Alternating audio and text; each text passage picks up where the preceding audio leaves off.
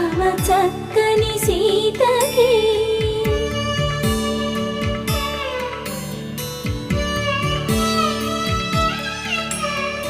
ఎర్ర జాబిలి చేయి